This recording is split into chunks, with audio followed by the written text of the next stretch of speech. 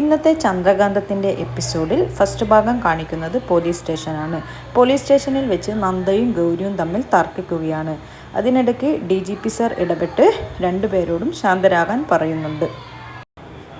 Gautam FIR തയ്യാറാക്കിയ വിവരം അറിഞ്ഞപ്പോൾ നന്ദ ഞെട്ടുകയാണ്. ഇനി കോടതിയിൽ വെച്ച് കാര്യങ്ങൾ നീങ്ങട്ടെ എന്ന് പറഞ്ഞുകൊണ്ട് ഗൗതം പോലീസ് സ്റ്റേഷൻ വിട്ട് പോകുകയാണ്. ഗൗരിയോട് നല്ലൊരു വക്കീലിനെ ഏർപ്പാട് ചെയ്യാൻ പറയുകയാണ്.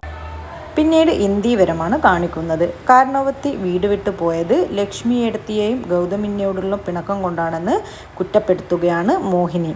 അതിൻ്റെ ഇടക്കാണ് ഗൗതം കയറി വരുന്നത്. പിന്നീട് ഞെട്ടിയുണർന്ന ഗൗതം തൻ്റെ അടുത്തു കിടന്ന ഗൗരിയെ കാണാനില്ലെന്ന് പറഞ്ഞ് താഴോട്ട് ഇറങ്ങി വരികയാണ്. ഗൗരിയെ നിർമ്മൽ വന്ന് കൊണ്ടുപോയിട്ടുണ്ടാകുമെന്ന് പറഞ്ഞ് മോഹിനിയും ഗൗതവും തമ്മിൽ സംസാരമാകുകയാണ്. ഇന്ദീവരത്തിൽ കയറി വന്ന് ഗൗരിയെ തട്ടിക്കൊണ്ടുപോകാൻ മാത്രം ധൈര്യം നിർമ്മലിന് ഇല്ല എന്ന് ഇന്ദീവരത്തിലുള്ളവർ പറയുകയാണ്. ഗൗരി തൻ്റെ മകളാണെന്ന് ഉറപ്പിച്ച് മോഹിനിയോട് പറയുകയാണ് ഗൗതം.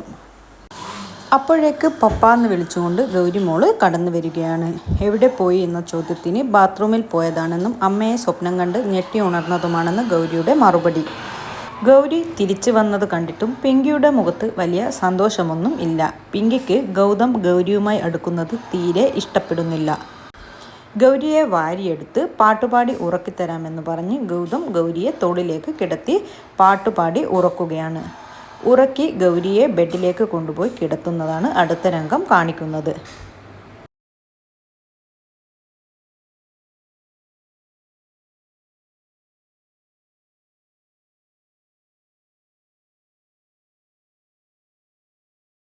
അപ്പോൾ പിങ്കിയും നന്ദുവും അങ്ങോട്ട് ചെല്ലുന്നുണ്ട്. പിങ്കി നന്ദുവെ റൂമിലേക്ക് കയറുന്നത് തടഞ്ഞു വെക്കുകയാണ്. എന്നിട്ട് പറയുകയാണ്, അത് അവരുടെ ലോകമാണ്, നീ അങ്ങോട്ട് പോകണ്ട എന്ന്. പിങ്കിയുടെ വാക്കുകളെ എതിർത്ത് നന്ദൂട്ടൻ റൂമിലേക്ക് കയറുകയാണ്. അങ്ങനെ നന്ദൂട്ടനെയും ഗൗരിയോടൊപ്പം കിടത്തി ഉറക്കുകയാണ് ഗൗതം.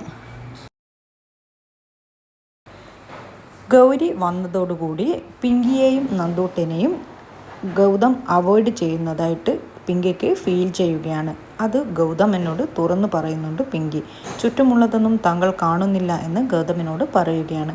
എന്നാൽ ഗൗതമാവട്ടെ ഗൗരിക്ക് വേണ്ടി എന്തൊക്കെ ചെയ്തു കൊടുക്കാൻ പറ്റുമോ അതിൻ്റെ മാക്സിമം എനിക്ക് ചെയ്തു കൊടുക്കണമെന്നും ഇതുവരെ കൊടുക്കാൻ പറ്റാത്ത സ്നേഹം അവൾക്ക് മുഴുവനായി കൊടുക്കണമെന്നും പറയുകയാണ്. പിന്നീട് ലക്ഷ്മിയും മഹേശ്വറും തമ്മിലുള്ള സംഭാഷണമാണ്.